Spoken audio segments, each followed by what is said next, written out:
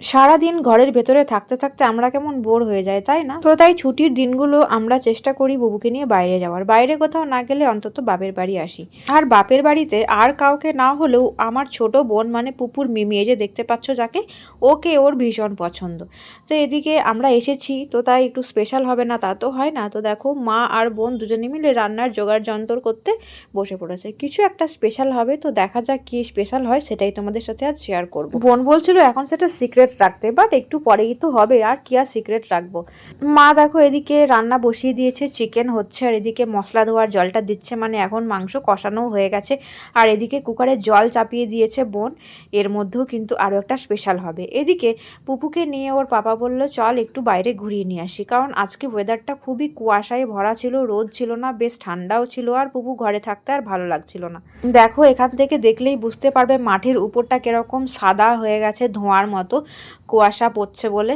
তো যাই হোক, বুবুকে নিয়ে বাইরে বেরোলাম, দেখছি না কয়েকটা ছোট ছোট বাচ্চা দূরে খেলা করছে। তো বুবু খেলা করতে না পারলেও ওই বাচ্চা বা একটুখানি সাইজে ছোট বড় কেউ থাকলে ওর খুব ভালো লাগে। ও নিজে খেলবে না, বাট ওদেরকে দেখেও অনেক খুশি পায়। দেখতে পাচ্ছি মাংস পুরো রেডি, আর মা দেখছি গোটা গোটা রসুন দিয়েছে। মাংসর মধ্যে রসুন আমার কিন্তু ভালো লাগে, তোমাদের কেমন লাগে বলবে।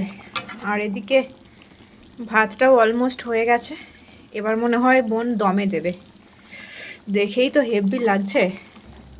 দমে দেবে কথাটা শুনেই নিশ্চয়ই তোমরা বুঝে গেছো যে বিরিয়ানি হবে, আর ছোট বোন বাড়িতে বিরিয়ানিটা বানায়, আর বোনের হাতের বিরিয়ানি খেতে আমি আর অমল খুব ভালোবাসি, অবশ্যই ভালো বানায়। তো এই দেখো একটা বড় চিকেনের লেগ পিস, যেটা আমি খাবো, অমল বলেছে না ও খাবে না, আমি খাবো। দুটো লেগ পিস ছিল, একটা বোন খাবে আর একটা আমি খাবো। বাড়িতে বানানো বিরিয়ানি যেমনই হোক না কেন আমার কিন্তু খুব ভালো লাগে।